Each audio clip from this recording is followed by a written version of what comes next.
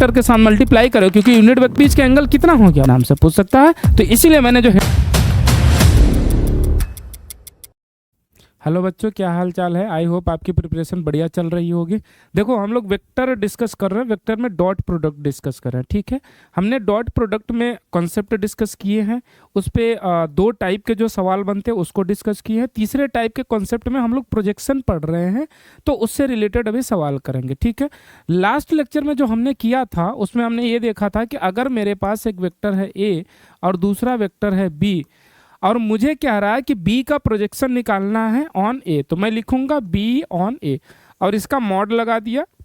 Mod का मतलब ये होता है कि हमें जो प्रोजेक्शन निकालना है वो स्केलर फॉर्म में निकालना है, ठीक है। मतलब मैं मैग्नीट्यूड निकाल रहा हूँ बेसिकली। तो मैंने बताया था कि जो प्रोजेक्शन होता है उसका मीनिंग क्या होता है कि आप अगर यहाँ से एक टॉर्च लो, लाइट, और इस पे फोकस करो, तो जो इस वेक्टर की इसकी जो शैडो है इसके इस वाले वेक्टर पर, मतलब वेक्टर बी की जो शैडो पड़ेगी ए पर, वही हो जाएगा प्रोजेक्शन।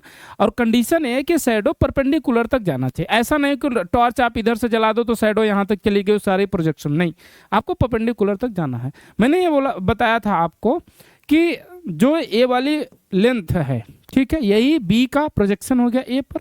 और ये लेंथ निकालने का तरीका अपने पास क्या था, बी कॉस थीटा, मतलब कि इसका कंपोनेंट ले लो इधर की तरफ, ठीक है, कंपोनेंट ले लो इधर की तरफ बी कॉस थीटा। और ये जो बी कॉस थीटा आया था इसको हम लिख के ऐसे सकते हैं, इसको हम लिख सकते हैं A dot B divide by magnitude of A. भाई A dot B A B cos theta होता है तो ए से डिवाइड कर दो। तो यहाँ पर मैंने ये देखा था कि जो बी कॉस थीटा आया मेरे पास वो आया A dot B divide by magnitude of A, और मैं इसको क्या लिख सकता हूँ, A divide by magnitude of A dot B. ये क्या हो जाएगा भाई, किसी वेक्टर को उसके मैग्नीट्यूड से डिवाइड कर दोगे तो क्या आएगा, उसका यूनिट वेक्टर आ जाएगा, ठीक है। तो ये बन गया यूनिट वेक्टर, तो ये हो गया unit vector of A into b, ठीक है। तब इसको याद कैसे रखना है, इंटू ने डॉट प्रोडक्ट है, ठीक है, याद ऐसे रखना है। अब देखो जब इसका डॉट प्रोडक्ट लोगे तो ये क्या आएगा, ये एक स्केलर क्वांटिटी ही आएगी। तो इसको ऐसा कह लो कि ये प्रोजेक्शन का मैग्नीट्यूड है, या ये जो प्रोजेक्शन निकाल रहे हैं वो स्केलर फॉर्म में निकाल रहे हैं, ठीक है। ये स्केलर फॉर्म हो गया प्रोजेक्शन का, ठीक है। तो निकालना किसका है, बी का, तो क्या लोगे, वो पूरा वेक्टर लोगे। किस पर निकालना है, ए पर, तो क्या लोगे, उसका यूनिट वेक्टर, और क्या कर दोगे, दोनों का डॉट प्रोडक्ट ले लोगे। समझ आई बात यहाँ तक, क्लियर सबको, ठीक है। अब मुझे एक बात बताओ, मुझे निकालना हो ए का प्रोजेक्शन ऑन बी वेक्टर और मैग्नीट्यूड, अभी स्केलर फॉर्म में ही चलेंगे। तो आप लिखोगे कि सर कहोगे ए कॉस थीटा निकालना होगा। भाई बी का लेना था तो बी कॉस थीटा निकाला, ए का लेना है तो ए कॉस थीटा। जरा डायग्राम में समझ लो इसको, उसके बाद अपन आगे चलते हैं, ठीक है। डायग्राम में समझो इसको कि सपोज मेरे पास एक वेक्टर ए है और दूसरा वेक्टर इधर बी है, या ऐसे बना ले ताकि थोड़ा सा फील आए आपको। ये वेक्टर बी है, इधर हो गया वेक्टर ए, और ये हो गया एंगल थीटा। अब आपको इसका प्रोजेक्शन आपको निकालना है, ठीक है। तो ये परपेंडिकुलर शैडो आएगी, ये वाली वैल्यू आपको निकालना, तो ये क्या हो जाएगा, ए कॉस थीटा ही तो होगा यहाँ से यहाँ तक की लेंथ। और ये कॉस थीटा को मैं क्या लिख सकता हूँ, मैं लिखूंगा ए डॉट बी। मुझे बताओ ए डॉट बी क्या होता है, ए बी कॉस थीटा। तो यहाँ जरा देख लो, ए डॉट बी हो गया ए बी कॉस थीटा। मैं क्या लिख सकता हूँ इसको, ए कॉस थीटा इंटू बी लिख सकता हूँ। बी को उठाओ यहाँ तो ये आ जाएगा नीचे, और इधर क्या बचा, ए कॉस थीटा, ठीक है। तो मेरे पास ए कॉस थीटा की वैल्यू आ गई a dot B divide by magnitude of b. अब मैं इसको क्या लिख सकता हूँ, a dot vector b divide by magnitude of b, और ये मिलके क्या बन जाएगा, यूनिट वेक्टर ऑफ बी। तो क्या हो जाएगा, vector a dot unit vector of b हो गया। समझ आई बात। तो ये भी स्केलर फॉर्म में है, किसका आया, ए का। किस पे निकाल रहे हो, बी का, तो निकाल किसका रहे हो, ए का, तो वो पूरा वेक्टर आएगा। किस पे निकाल रहे हो, बी का, वो क्या आएगा, उसका यूनिट वेक्टर आएगा। दोनों का क्या लेना, डॉट प्रोडक्ट। एक किस में आ गया, स्केलर में। अगर इसी को मुझे वेक्टर में बताना हो तो कैसे बताऊंगा मैं। अब आप बोलोगे सर अभी तो आप स्केलर वेक्टर बता दे रहे हो, लेकिन जब हमसे सवाल पूछेगा तो सवाल वेक्टर में पूछा है या स्केलर में पूछा है, हमें कैसे पता चलेगा। हो सकता है दे दे सवाल में कि आपको किस में बताना है, और हो सकता है ना दे।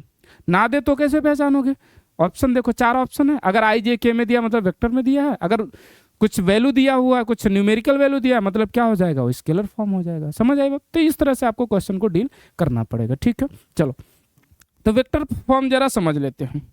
मुझे एक बात बताओ, ये जो बी का मैंने प्रोजेक्शन निकाला ए पर, ठीक है, बी कॉस थीटा जो मैंने निकाला ए पर, इसको जरा समझो। बी का निकाला था किस पर? ए पर, बी कॉस थीटा। तो मुझे बताओ मैग्नीट्यूड, प्रोजेक्शन का मैग्नीट्यूड तो यही रहेगा ये वाला, ठीक है, लेकिन ये प्रोजेक्शन आया किसकी डायरेक्शन में? वेक्टर ए की डायरेक्शन में। तो मैग्नीट्यूड मुझे ए लेना है और डायरेक्शन किसका लेना है? मैग्नीट्यूड कौन सा लेना है? ये बी कॉस थीटा, और डायरेक्शन किसका लेना है? ए का। और ए का डायरेक्शन मुझे अगर रिप्रेजेंट करना है तो मैं क्या यूज करूंगा? ए का यूनिट वेक्टर। मैंने बताया था जब यूनिट वेक्टर पढ़ा था, यूनिट वेक्टर क्यों पढ़ना है हमें? क्योंकि हमें डायरेक्शन रिप्रेजेंट करने के लिए काम आता है, ठीक है। तो अगर मुझे इसको वेक्टर फॉर्म में लिखना है तो मैं इसको ऐसा लिख सकता हूं, B cos theta into unit vector of A. देखो मैंने यहाँ पे डॉट नहीं लगाया, इनटू लगाया, ये बात ध्यान रखना, ये मल्टीप्लाई है, नॉर्मल मल्टीप्लिकेशन, ये डॉट प्रोडक्ट नहीं हो रहा, ठीक है। तो बताओ ये हो जाएगा A dot B divide by magnitude of A into unit vector of A. मैं यहाँ बीच में डॉट नहीं लगाया, इस बात को ध्यान रखना कि डॉट नहीं है, क्योंकि ये पूरी वैल्यू क्या हो जाएगी? स्केलर हो जाएगी। और एक स्केलर का अगर किसी के वेक्टर के साथ मल्टीप्लाई करो, क्योंकि यूनिट वेक्टर ऑफ ए तो वेक्टर है, तो वहाँ डॉट क्रॉस नहीं होगा, ओके, वहाँ पे नॉर्मल मल्टीप्लिकेशन हो जाएगा, एक एक वैल्यू उठा के मल्टीप्लाई कर दोगे, ठीक है। तो ये आ गया मेरे पास बी का प्रोजेक्शन ए पर विथ वेक्टर, ये हो गया वेक्टर फॉर्म, ठीक है। तो ये मेरा हो गया वेक्टर फॉर्म। क्या करना? कुछ नहीं करना, जिस पर निकालना है उसी के यूनिट वेक्टर से मल्टीप्लाई कर देना स्केलर में। समझ आई बात यहाँ तक? ठीक है। इसी तरीके से अगर मैं ए का निकालूं बी पर, तो मुझे क्या चाहिए? ए कॉस थीटा चाहिए। आप बोलोगे अच्छा, ए कॉस थीटा इंटू किस पे निकाल रहे? बी का। तो बी का क्या चाहिए आपको? यूनिट वेक्टर चाहिए। तो ए कॉस थीटा को मैं क्या लिख सकता हूँ? ए डॉट बी लिख सकता हूँ divide by magnitude of b into क्या लिखोगे? यूनिट वेक्टर ऑफ बी लिखोगे into unit vector of b. समझ आई बात यहाँ तक? क्लियर सबको? चलो बहुत बढ़िया। इस पर एक सवाल करते हैं, उसके बाद आगे बढ़ते हैं।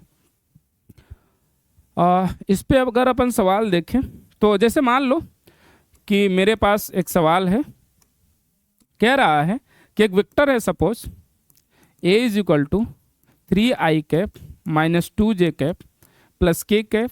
एक वेक्टर बी है मेरे पास 6i cap plus j cap minus 2k cap. मेरे से बोल रहा है कि projection of A on B निकालो in vector form, projection of A on B vector form. तो मुझे पता है कि ए का बी पे निकालना है, तो A dot B divide by B होगा, A dot B divide by magnitude of B आएगा, ठीक है।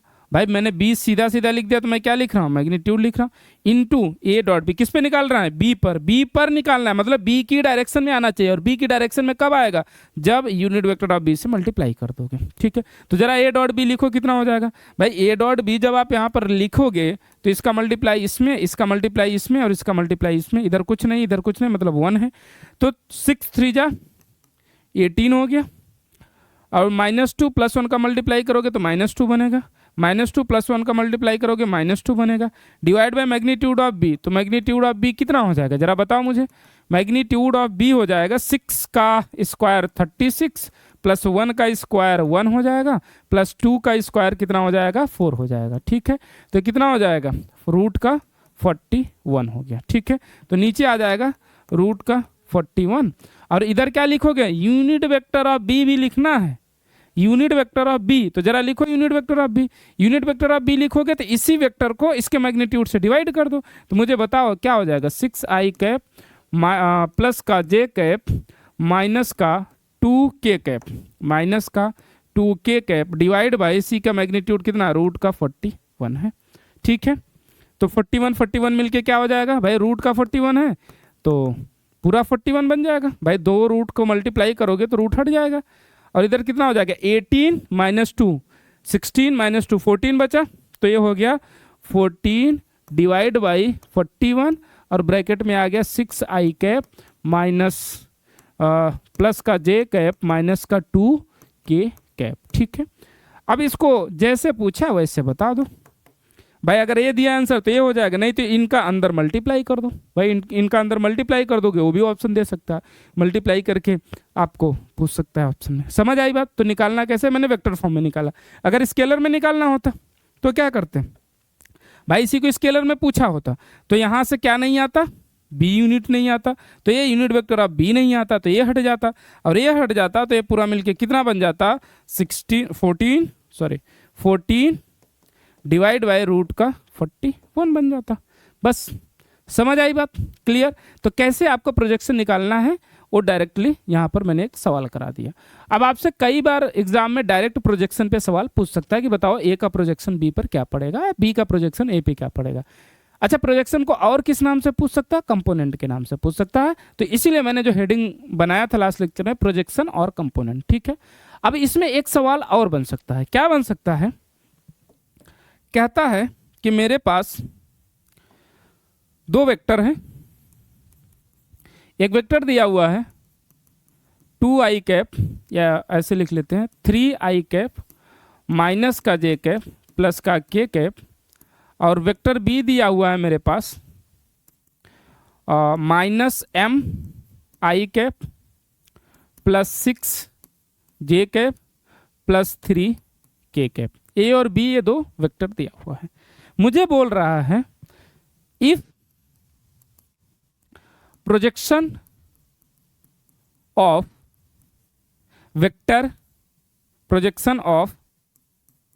Vector b on a is zero sorry, then find the value of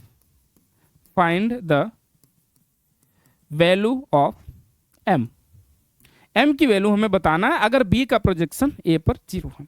इसको एक बार ना अपन जो कॉन्सेप्ट पढ़ा उससे करेंगे, इसके बाद एक बार ना थोड़ा सा एनालिसिस करेंगे कि इसका मीनिंग क्या है, क्या मतलब डायरेक्ट अगर मेरे पास एनालिसिस अगर है उसका, मतलब अगर ज्योमेट्रिकल फॉर्म है जो मैं फिगर की बात कर रहा था, अगर वो मेरे पास है तो क्या जल्दी सॉल्व हो सकता था क्या। ठीक है, तो पहले एक बार प्योर कॉन्सेप्ट से करते हैं जो अभी हमने पढ़ा। किसका प्रोजेक्शन निकालना है, बी का। किस पे निकालना है, ए पर, और वो कह रहा है 0 है, तो अपन बी का ए पे निकालना है, तो बेसिकली बी कॉस थीटा निकल। अब आप बोलोगे सर वेक्टर में निकालना है, स्केलर में निकालना है। अगर ऐसा सवाल पूछा है, एम आपके पास दिया हुआ है सॉरी, एम आपके पास दिया हुआ, एम की वैल्यू पूछ रहा है, तो सिंपली हमें इसको स्केलर फॉर्म में, नहीं कुछ बोला है, हम स्केलर फॉर्म में निकाल लेंगे। ठीक है, अच्छा, क्योंकि एम एक कांस्टेंट होगा यहाँ पर, तो स्केलर फॉर्म में निकालोगे तो आप क्या लिख सकते हो, बी कॉस थीटा आपको निकालना है बेसिकली, और बी कॉस थीटा, अब मैं बार बार बी कॉस थीटा नहीं लिख रहा हूँ, डायरेक्ट मैं लिखूंगा A dot B divide by magnitude of A, और ये कह रहा है 0 है, तो मैग्नीट्यूड ऑफ ए को उधर ले जाओगे 0 हो जाएगा। तो बेसिकली इसका मतलब ये हो गया कि ए डॉट बी जो होगा वो किसके इक्वल होगा, 0 के इक्वल हो जाएगा। ठीक है सॉरी, 0 के इक्वल हो जाएगा। तो ए डॉट बी को अब आप निकालो और 0 से इक्वेट कर दो। ठीक है, अरे बिपिन रोकना थोड़ा यार, खांसी आ रही।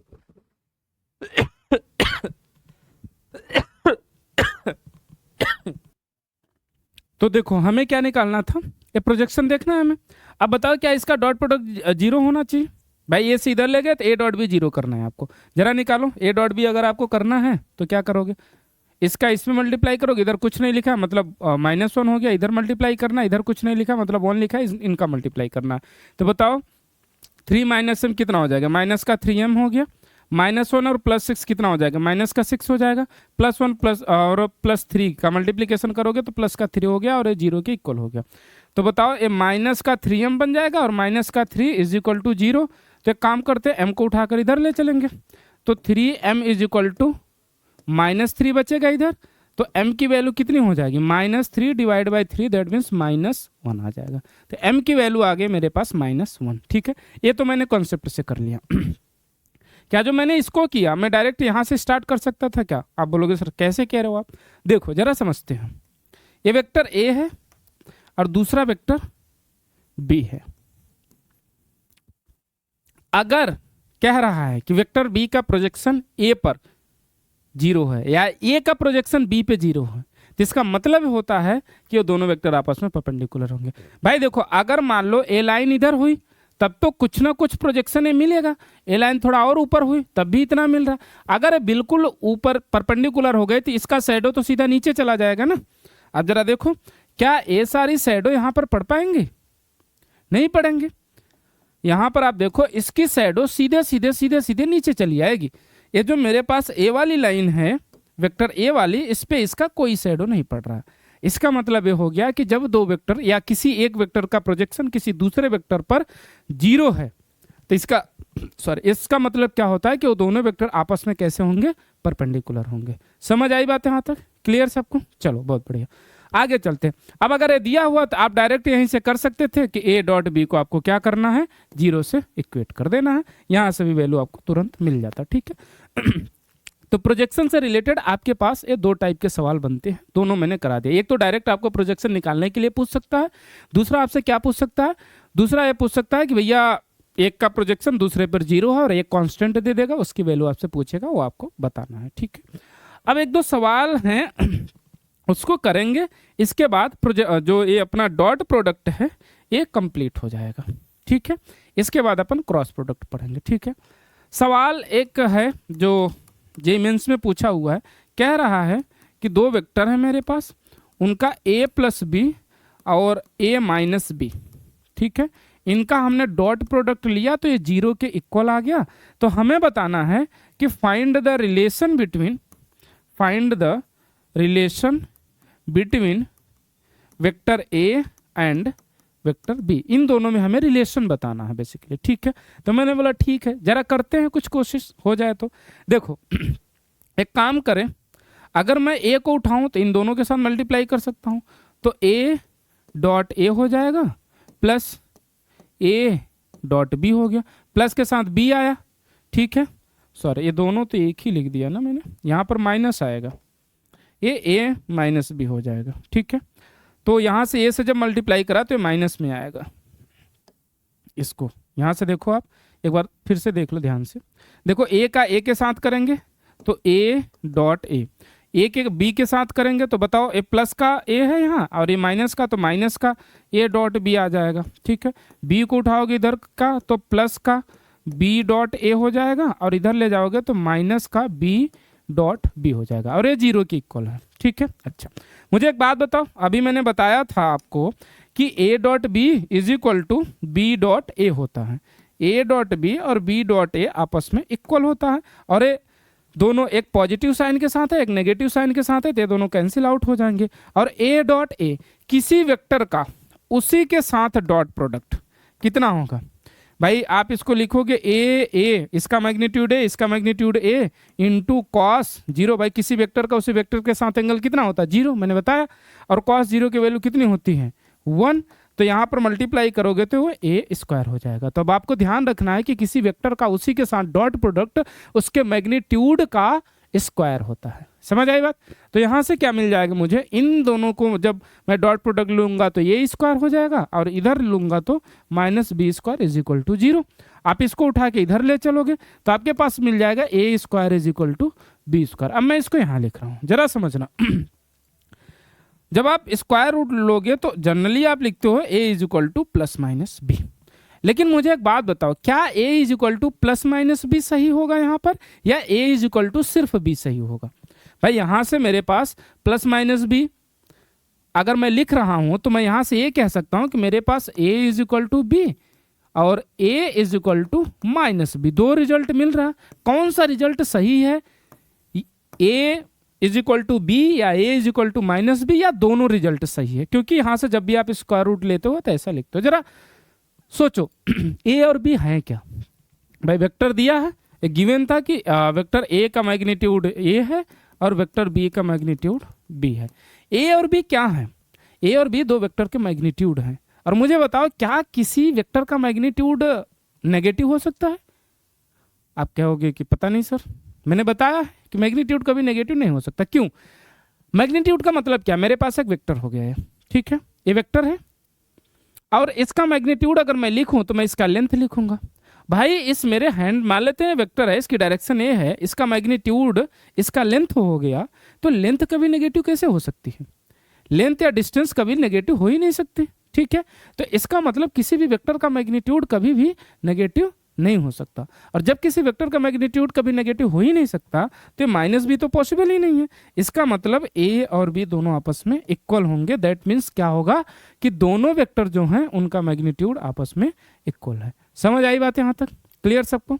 चलो बहुत बढ़िया, एक सवाल और करते हैं, बहुत ही प्यारा सवाल है, जेईई मेंस में पूछा हुआ है, और इसको ना दो तरीके से किया जा सकता है, दोनों तरीके से अपन करेंगे। एक तो डॉट प्रोडक्ट यूज करेंगे और दूसरा पैरेललोग्राम का ना बहुत बढ़िया, अगर आपका एनालिटिकल अप्रोच है तो बहुत जल्दी वो सवाल सॉल्व हो जाएगा। ठीक है, तो जरा अपन करते हैं। उसमें मुझे डायग्राम दिया हुआ था और डायग्राम कुछ ऐसा दिया था, मैं इधर ही बना लेता हूँ क्योंकि उस सवाल को सॉल्व करने के लिए स्पेस चाहिए। ठीक है, इधर एक वेक्टर दिया था ए, ठीक है, और यहाँ से एक वेक्टर दिया था बी इस तरफ। ठीक है, और ए एंगल दिया था 120 डिग्री और डायग्राम कुछ ऐसा बना रखा था। ठीक है, इस तरीके से, और इधर भी कुछ ऐसा डायग्राम बना रखा था। उन्होंने ऐसा कुछ डायग्राम बना के दे दिया था और कुछ नहीं बोला था, सिर्फ इस वेक्टर को ए बोला था, इस वेक्टर को बी बोला था, और वहाँ पर गिवन था।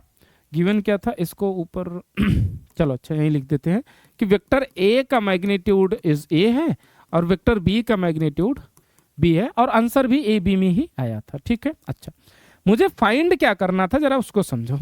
फाइंड करना है, find the angle between vector A and vector A minus B, इन दोनों के बीच का एंगल फाइंड आउट करना है। मैं पहले बताऊंगा आपको डॉट प्रोडक्ट से क्योंकि वो पढ़ा रहा हूं, उसके बाद एनालिटिकल अप्रोच लगाकर हम लोग चलेंगे पैरेललोग्राम वाले तरीके से और वहां से समझेंगे। ठीक है, जरा समझो। बेसिकली मैं इसको ना थोड़ा इरेज कर रहा हूँ, आपके पास क्वेश्चन है आप चाहो तो लिख लो, find the angle between A and B, और यहां से मैं इसको इरेज कर रहा हूं। मुझे A vector and A minus B vector का एंगल चाहिए, तो मैं ए माइनस वी वेक्टर को क्या आर वेक्टर लिख सकता हूं। ठीक है, तो मैंने इसको मान लिया बेसिकली ए एंड मैंने मान लिया कि ए माइनस बी मेरे पास आर है, आर वेक्टर का मुझे मैग्नीट्यूड चाहिए। अब अगर मैं यहीं पर थोड़ा सा और काम करूं तो आपको कुछ चीजें समझ में आएंगी। ठीक है, जरा देखो मैंने क्या करा, इसको हटा रहा हूं, बस मुझे डायग्राम की जरूरत है तो डायग्राम को मैं रख रहा हूं। ठीक है, देखो समझो जरा, मैं क्या करूंगा, इसको आगे बढ़ा लूंगा। ये मेरे पास एक्स एक्सिस मान लिया मैंने इसको, और इधर हो गया मेरे पास वाई एक्सिस हो गया। ठीक है, अगर मैंने उसको एक्स एक्सिस मान लिया है इस लाइन को, तो मेरे पास जो वेक्टर ए बचा वो वेक्टर ए क्या हो जाएगा, मैग्नीट्यूड इसका ए दिया है, एक्स डायरेक्शन में है और एक्स डायरेक्शन के साथ वेक्टर आई से रिप्रेजेंट करते हैं, तो मेरे पास आ गया ए आई कैप। क्या मैं वेक्टर बी को कुछ लिख सकता हूं? आप बोलोगे सर कुछ तो लिख सकते हैं, कैसे, जरा देखो। ये लाइन है और ये मेरे पास वेक्टर बी है, ये एंगल 120 है, तो क्या ये एंगल 60 हो जाएगा, क्योंकि टोटल एक लाइन पे एंगल जो बनता है 180, और इसका मैग्नीट्यूड बी है, तो इसका कंपोनेंट करेंगे तो इधर की तरफ आ जाएगा कितना, बी कॉस 60, और एक ऊपर की तरफ जाएगा बी साइन 60। तो यहाँ से अगर मैं वेक्टर बी को लिखूंगा तो मेरे पास जो वेक्टर बी आ जाएगा, मैं इधर ही लिख लेता हूँ, वेक्टर बी आ जाएगा बी कॉस 60। कॉस 60 का मतलब 1/2 होता है, तो b/2, और किस डायरेक्शन में, x डायरेक्शन में, तो i लिख सकता हूँ इसको, और इधर वाले डायरेक्शन को j लिख सकता हूँ, प्लस का b√3, भाई साइन 60 √3/2 होगा तो b√3/2 j कैप हो जाएगा। ठीक है, ये भी आ गया मेरे पास। मुझे एंगल जो फाइंड आउट करना है वो a एंड r के बीच निकालना है। What is r? r is the vector a minus b. तो सबसे पहले मैं वेक्टर r निकाल लेता हूँ। वेक्टर r निकालोगे, a माइनस बी करोगे, तो मैं डायरेक्ट लिख रहा हूँ a, इसमें से इसको माइनस करना है, तो भाई i वाले का i वाले के साथ हो जाएगा, j वाले का j वाले के साथ। यहाँ j नहीं है तो इसको प्लस का 0j मान सकते हो। ठीक है, तो इसका मल्टीप्लाई करोगे तो a minus b/2 I cap बन जाएगा और यहाँ पर इसको माइनस करोगे तो बताओ ये वाला माइनस साइन के साथ आ जाएगा, माइनस का b√3/2 j कैप। क्यों? क्योंकि r जो है a माइनस बी है। ये आ गया मेरे पास वेक्टर का, क्या आ गया, r वेक्टर आ गया मेरे पास है। ठीक है, अब मैं यहाँ पर क्या कर सकता हूँ, जरा देखो, इसको मैं थोड़ा छोटा करता हूँ जितने में आपको बस दिख जाए। ठीक है, चलो देखो, अब मेरे पास दो वेक्टर हैं आई जे में, ठीक है, और उनके बीच का एंगल निकालना है। तो जब दो वेक्टर आई जे में थे तो उनके बीच का एंगल निकालने के लिए मैंने क्या देखा था, मैंने लिया था dot product, cos theta dot product वाला तरीका मैंने लगाया था। तो मैंने मान लिया कि इन दोनों के बीच का एंगल जो है थीटा है, और उस थीटा को कैलकुलेट करने के लिए मैं लिखूंगा cos theta is equal to a dot r divide by magnitude of A into magnitude of r. A dot r निकालो, इसका आर ए है तो इसका इसके साथ मल्टीप्लाई करोगे तो ए इंटू ए माइनस b/2 हो जाएगा, ठीक है। अच्छा, इसका इसके साथ मल्टीप्लाई करोगे तो इधर जीरो है भाई, ये जीरो है ना, तो जे वाला कॉफिशिएंट यहाँ जीरो है तो वाला आएगा नहीं उधर।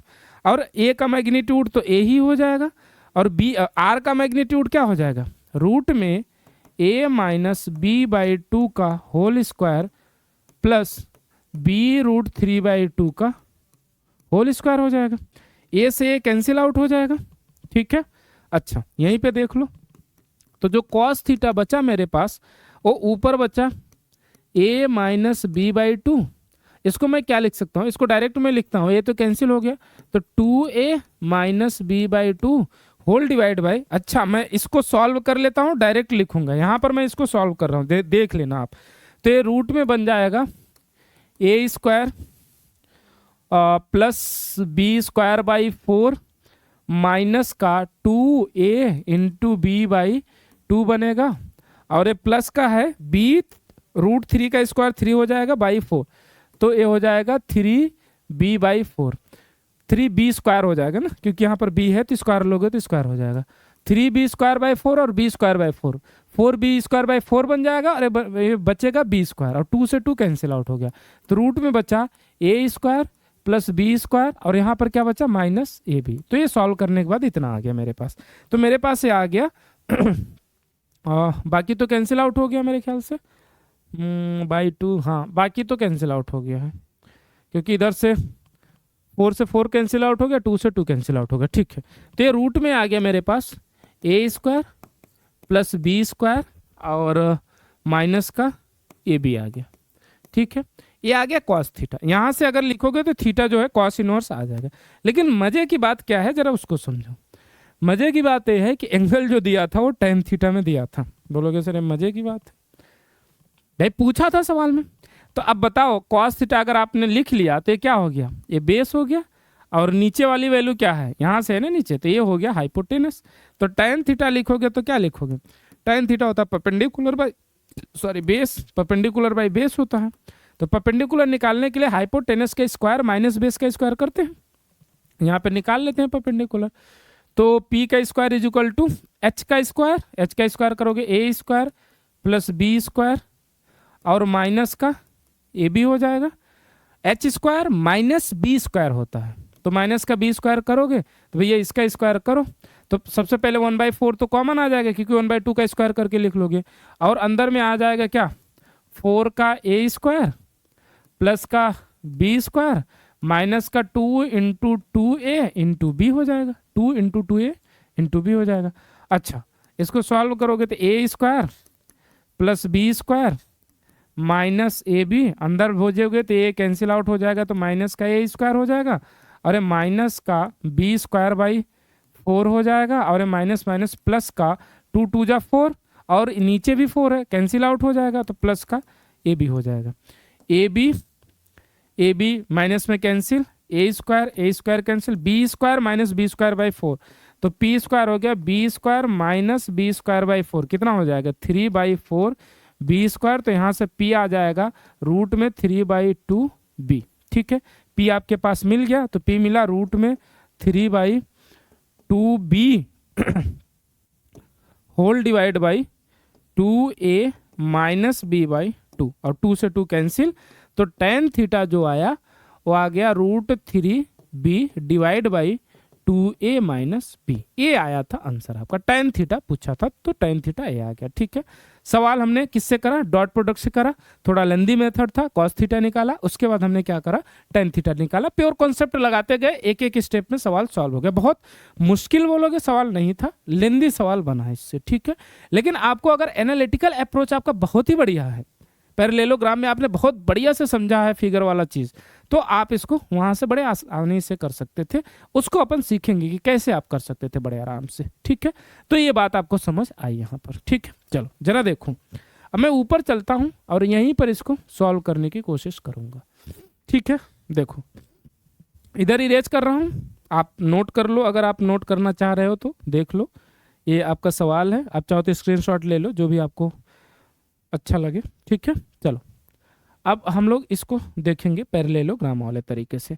तो इधर वाली चीज़ मैं हटा रहा हूँ, ठीक है, इधर भी हटाना है मुझे। एक काम करते हैं ना, इसको ना बैक ही कर देते हैं, मैं फिर से डायग्राम ही बना लेता हूँ, ठीक है।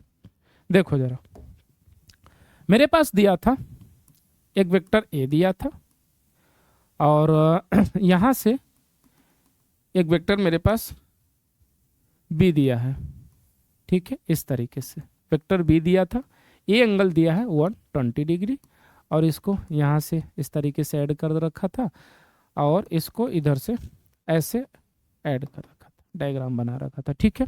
देखो, अगर मैं इस वेक्टर को माइनस कर दूं, तो क्या माइनस वेक्टर का मतलब क्या होता है कि डायरेक्शन रिवर्स हो जाएगी। अगर वेक्टर बी इधर है तो मुझे बताओ माइनस ऑफ वेक्टर बी कहाँ हो जाएगा, माइनस ऑफ वेक्टर बी इस डायरेक्शन में आएगा, ठीक है। अच्छा, अब किसी भी वेक्टर को आप पैरेलली शिफ्ट कर सकते हो, तो पैरेलली जब आप शिफ्ट करोगे तो माइनस वेक्टर भी इधर आ गया, ठीक है।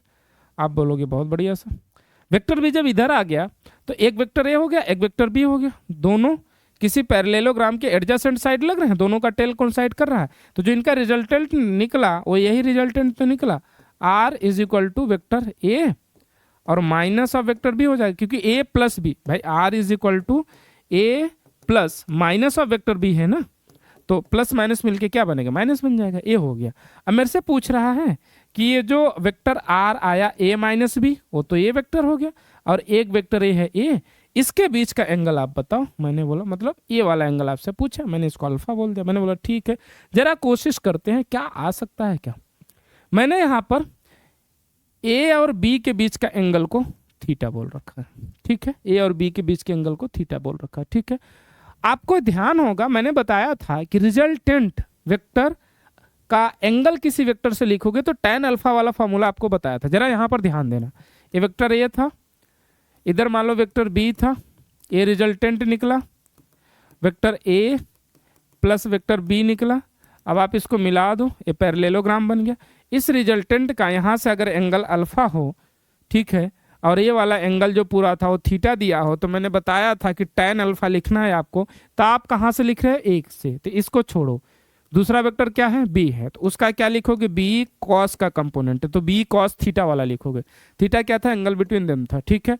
उसके बाद क्या लिखोगे, नीचे ए पूरा वेक्टर लिखोगे, पूरे वेक्टर का जो मैग्नीट्यूड है, प्लस बी के साइन वाला कंपोनेंट लिखोगे, ऐसा लिखोगे।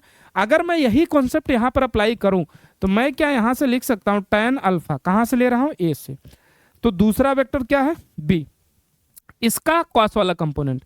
तो यहाँ पर देखो मैग्नीट्यूड आ रहा है, तो मैग्नीट्यूड तो नेगेटिव हो नहीं सकता, माइनस क्या दिखा रहा है, माइनस तो डायरेक्शन रिवर्स दिखा रहा है ना, तो लिखोगे क्या आप, बी और लिखोगे कॉस थीटा, इन दोनों के बीच का एंगल। क्या मैं थीटा को निकाल सकता हूं, ये मेरे पास बड़ा सवाल है।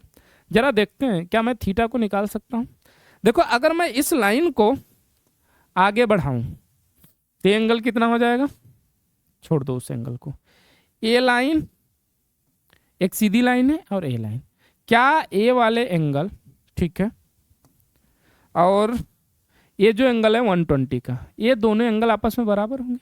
भाई अपोजिट एंगल है ना, एक लाइन ऐसे जा रही है, दूसरी लाइन ऐसे, ए एंगल और ए एंगल बराबर होंगे, ए एंगल और ए एंगल बराबर होंगे, ठीक है, तो ये एंगल बराबर होंगे।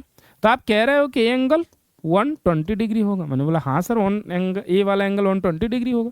इसी को आपने पैरेलली शिफ्ट करा है, तो ये दोनों पैरेलल लाइन है और वो इसी लाइन से एंगल बना रहे हैं, तो क्या ये थीटा 120 डिग्री हो जाएगा। आप बोलोगे हाँ सर हो जाएगा, बहुत बढ़िया। तो आप जब लिखोगे बी कॉस थीटा, थीटा क्या था, angle between vector A and B, तो हम ए और माइनस बी के बीच से एंगल निकाल रहे हैं, तो इनके बीच का एंगल कितना हो गया, 120 डिग्री हो गया। तो लिखोगे B cos 120 degree divide by A plus B sine 120 degree. अब कॉस 120 की वैल्यू क्या लिखोगे, आप कॉस 120 को क्या लिख सकते हो, कॉस 90 प्लस 30, और कॉस 90 प्लस 30 क्या बनता है, कॉस 90 प्लस 30, कॉस 120 है, कॉस 90 प्लस 30 माइनस का साइन 30 बन जाएगा, और माइनस का साइन 30 का मतलब माइनस का 1/2 आ जाएगा। ये 120 एंगल था, ठीक है, A plus B 2a minus B sine 120, 90 plus 30 minus sine 30 हो जाएगा, और साइन 120 अगर लिखोगे तो, नहीं यार गड़बड़ हो गया कुछ,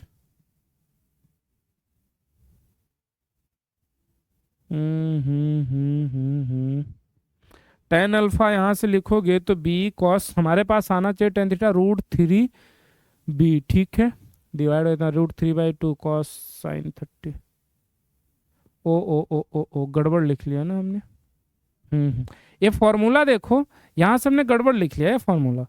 ये जब हम लिखते थे टेन अल्फा, तो टेन अल्फा क्या था, जरा देखना, टेन अल्फा कहाँ से लिख रहे हो, ए से, इसको छोड़ोगे क्या उठाओगे, बी उठाओगे, और बी उठाओगे तो ऊपर आता था बी साइन का कंपोनेंट आता था, ये ध्यान रखना। देखो अभी गड़बड़ हो गया, नीचे ए प्लस बी कॉस थीटा का कंपोनेंट आता था, नीचे आता था कॉस और ऊपर आता था साइन, ये आपको ध्यान रखना है। तो यहाँ पर क्या आ जाएगा, देखो गड़बड़ हो गया था अब तक, ठीक है, तो आ जाएगा B sine 120 degree whole divide by A plus B cos 120 degree. अच्छा, तो साइन 120 डिग्री की वैल्यू कितनी होती है भाई, अगर नहीं पता तो निकाल लो, लेकिन आपको पता होना चाहिए। साइन इसको 90 प्लस 30 लिखोगे और 30 लिखोगे तो बताओ ये सेकेंड कोऑर्डिनेट में गया, साइन पॉजिटिव होगा और साइन का बन जाएगा कॉस, और ये बना 30, कॉस 30 की वैल्यू रूट 3/2 आ गया। तो यहाँ से बन गया ऊपर वाला root 3/2 B whole divide by A plus B, और कॉस 120 की वैल्यू कितनी होगी, तो कॉस 120 की वैल्यू इसको लिखोगे कॉस 90 प्लस 30, सेकेंड कोऑर्डिनेट में कॉस होता है नेगेटिव और कॉस का हो जाएगा साइन 30 माइनस का 1/2 हो जाएगा।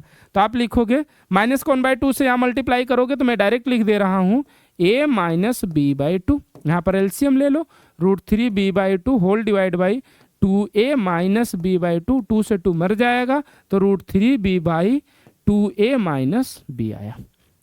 बताओ मिल गया डायरेक्ट ना, सीधे सीधे, ठीक है। तो आपको ये चीज मतलब अगर आपने पैरेललोग्राम लॉ पढ़ा है तो यहाँ पर बहुत बढ़िया से आपको क्लियर होना चाहिए कि भैया ये वेक्टर को माइनस करेंगे यहाँ आएगा, पैरेलल शिफ्ट करेंगे ये बनेगा, फिर एंगल हमसे यहाँ से पूछा है, और ये फॉर्मूला भी सही लगना चाहिए, अदरवाइज गलत हो जाएगा। ऊपर किसका आता है साइन का कंपोनेंट, नीचे किसका आता है कॉस का कंपोनेंट, ठीक है, समझ आई बात। यहाँ से आसानी से 2 स्टेप में सवाल बन रहा था। डॉट प्रोडक्ट वाला भी एक तरीका है, लेंदी तरीका है, वो भी तरीका है, बट आपको फॉलो यही करना है, ठीक है। कई बार क्या होता है ना कि बच्चा प्रोसेस तो फॉलो कर लेता है, जब एनालिसिस मतलब एनालिटिकल पार्ट आता है ना तो वहाँ पर स्ट्रगल करता है, तब उसको यहाँ पर प्रॉब्लम हो सकती है कि आपने कैसे रिवर्स कर दिया, कैसे पैरेलल शिफ्ट कर दिया, कैसे एंगल फाइंड आउट कर लिया। तो इसकी क्लैरिटी आपको बहुत बढ़िया से होनी चाहिए, ठीक है। तो ये 2 सवाल थे जो इस पर डॉट प्रोडक्ट से रिलेटेड थे और बहुत बढ़िया सवाल थे, तो इनको जो है हमें करना था, ठीक है। तो यहाँ पर डॉट प्रोडक्ट से रिलेटेड अपनी जितनी भी थियरी थी, रिलेटेड सवाल थे जो जेई मेंस नीट में पूछे, जो जेई नीट में पूछे जा सकते हैं, ठीक है, वो हमने डिस्कशन कर लिया है, ठीक है।